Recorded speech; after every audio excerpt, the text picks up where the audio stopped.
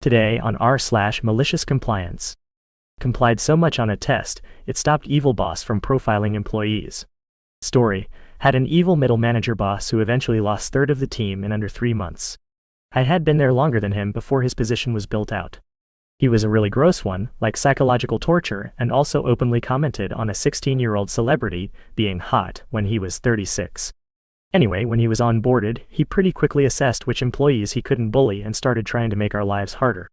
He started doing some anonymous reviews and tests. Not surprisingly, some anonymous feedback was super negative for the people on his shoot list, even if we were high-performing or project leaders. I finally had enough of attempting to talk it out head-on. He always denied everything and even once actually asked me if I was on drags during a one-on-one. This was and is a hugely famous tech company. Anyway, he decided it was time for another round of anonymous testing. This time a personality test. I answered every question imagining I was him. Every single one. To nobody's surprise, he was like, "Surprise, we are going to all reveal and see which result we have on the screen now, yay!" I matched him perfectly. The only one. He got the absolute psychopath result, but it also says like, entrepreneur and celebrity, so he would have been thrilled, but he knew we were very different, yet somehow we had the exact same result. Out of like 20 possibilities. When he pulled up the results on screen, his face dropped. He stared directly at me, immediately breaking the character who was excited for sharing the secret results. I watched him choke down his anger as he pretended to go down the list, now unprepared. Every other sentence out of his mouth suddenly was how unreliable these tests can be, and that you never know. As he dug his hole deeper, explaining backwards regarding this time-wasting team-wide meeting for his stupid exercise originally intended to single out some folks based upon a personality test, I finally found my opportunity. I smiled at him. I smiled with eye contact. No words, everything was said there. I watched him die inside, and he still had to fill 25 minutes of his stupid meeting or call it off. I have another malicious compliance story about him. He was an absolute clown. I bet I have more if I think harder. But this is my favorite quiet little moment where I ruined his total concept of self in 1 second by doing exactly what asked of me. Waste my time to take his stupid personality test. Second story. Our company always had a giant holiday party at the end of the year, renting multi-story concert spaces with DJs, live band, celebrities, top-shelf liquor, etc. However, he wanted us to also have a team celebration at the end of the day before our winter break. For some reason, I was tasked with this. I was working on a data trend and heuristics project, so very weird I was put on party planning instead of an admin. But I love holiday and I loved my team, so I was excited. Until he had his meeting with me about it. He gave me a tiny budget, a list of things I was not allowed to do for the party, and most importantly, I was not allowed to spend any budget money for alcohol. I was shocked.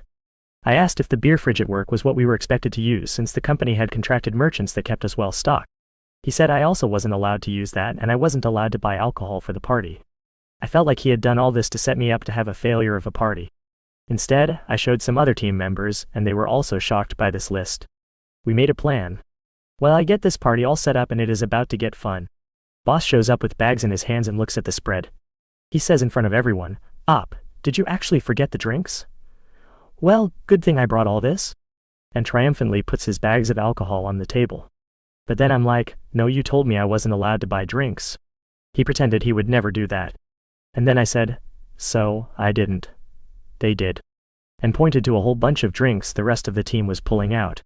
He realized that not only would he not get to be the hero, but that everyone involved had also seen his horrible list. Deer in headlights moment. The cherry is we had a secret Santa where I paired all the choices. I made sure I got him for my gift giving, so we opened the gifts and I had gifted him a really nice flight of 3 high-end gins, his favorite. My attention to detail and kindness towards him obviously made him so uncomfortable after what he just tried to pull. He looked so guilty and unable to enjoy it. For our next story. Work my hours or we'll find someone who will. So there I was, working at a mid-sized IT firm as a software developer. My team had always been pretty laid back, focusing on results rather than the exact hours we were glued to our desks.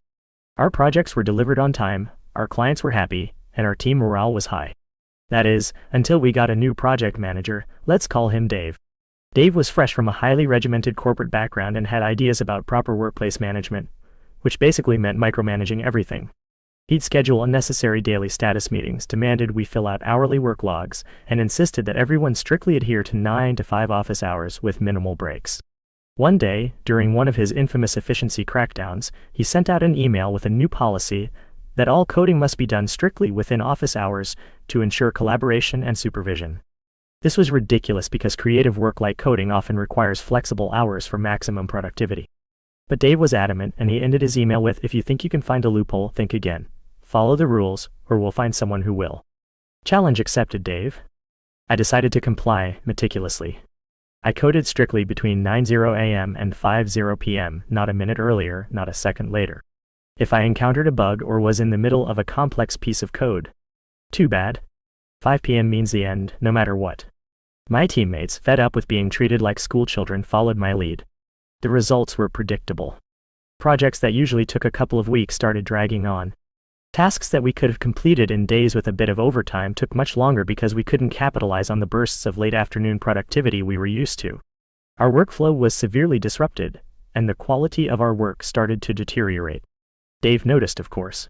He had to answer to upper management for the sudden drop in productivity and lack of commitment, which he knew was a result of our dissatisfaction with his new policy. When upper management called for an impromptu Zoom meeting with the entire at 4:30 p.m. to address the ongoing project delays, the entire team logged in to explain our situation. In the meeting, Dave spent half an hour shifting blame and berating individual team members. He didn't even mention the 9-to-5 policy that had led to the whole situation.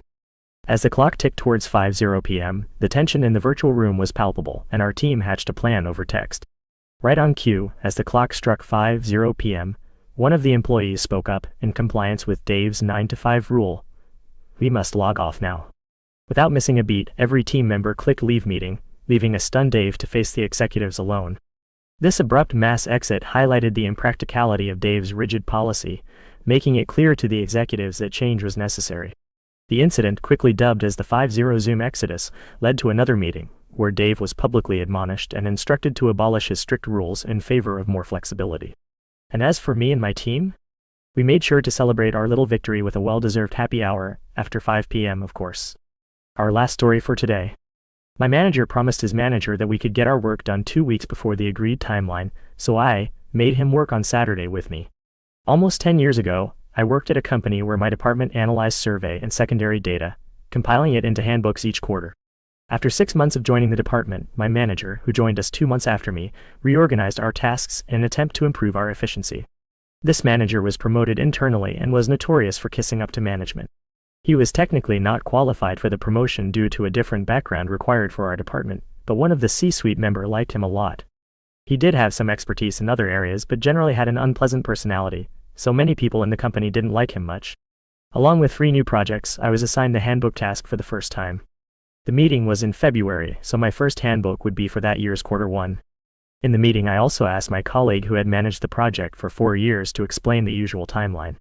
She said it took 6 months, a time frame agreed upon by management for years, considering the person handling it would also have other important projects. This means, for Q1 data, the printed copies of the handbook need to be ready by 30th of September. The 6-month period includes collecting the analysis from survey managers, and for secondary data, I would have to contact the data owner and do the analysis myself. I also have to work closely with the outsourced company that does the design and printing. I carried out the handbook project smoothly along with my other tasks, and by late July, the only thing left for me to do was to proofread the content. The next procedure required me, my manager, and the designer to review and finalize every page before sending it to the unit head for approval. Printing and delivery take about 2 to 3 weeks, so we aimed to submit the design by mid-August, and confirm the final version for printing by the last week of August. However, on the last Friday of July, a whole 2 weeks before our target timeline to send the design to the unit head, this conversation happened. Manager, I need you to finalize everything today, because we are sending the design to the unit head on Monday. Me, next Monday? Why? We have 2 weeks. Manager, well, the unit head wants to see some changes around here, so I thought we could speed up the publication of this handbook to start. I told the unit head we would send the design to her on Monday. Me, okay, you could have discussed this with me first. I mean, the proofreading is almost done, I can get it done by today, but we still need to sit down with the designer to finalize and sign off. The appointment is in a week. Manager, can you do it tomorrow? Go ask the designer. Now, it was not normal in our company to come to the office and work on weekend, and of course I already had a plan for that weekend, so this was really annoying to me. At least I knew that the designer would have no issue moving it to the next day, because he is very cooperative. Me, I can try, but tomorrow is Saturday. I'm not sure if he can make it. And are you sure we want to rush this? Because even if we meet the designer tomorrow, the hard copy will be delivered just 2 weeks earlier than the normal deadline. Is it that significant? Manager, yes. Just go ask the designer now. So I called the designer, and as expected, he had no problem meeting on Saturday. Me, Mr. Manager, the designer is okay to meet tomorrow. Is 10 AM okay with you? Manager, huh? Puzzled look. Me, you also need to be there for the sign-off. Manager, I do. Me, yes, you literally need to sign off on the final version to send to the unit head. It's the normal procedure. To be honest, he didn't need to be there aside from following procedure. He had already seen the design a few times and likely wouldn't have contributed much to the meeting. I would have loved for him not to be there anyway, but at that point, I was quite excited to make him come to the office on the weekend when he obviously didn't realize he also had to be there with the designer. Manager, I can't tomorrow, I'm going somewhere until Sunday. Me, well, if you want to send this to the unit head on Monday, then you have to be here tomorrow. Manager, sigh, let me get back to you. About half an hour later he came up to me with the sourest face ever, 10 AM tomorrow is fine, and walked away. I'm guessing he must have pissed off someone when he had to change or cancel his weekend plan. So the next day he came in 1 hour late, not smiling at all, and was rude to the designer and me. He was really unhappy to be in the office on that day, but we got it done by 1 PM. The following week, the story of how we made my manager come to work on Saturday was told around the company. Apparently, the plan that he had for the weekend was a group trip with some of his buddies who also worked in the company, and he had to make new arrangements to get to the place by himself and arrived late. A lot of people thought it was really funny, including the unit head and some of his buddies, and laughed at the image of him walking into the office on Saturday for some trivial yet necessary work. Nevertheless, the next 2 years that I worked on the handbook, he never promised anyone to have the handbook ready before the 6-month timeline. And those are all the stories we have for today. See you tomorrow.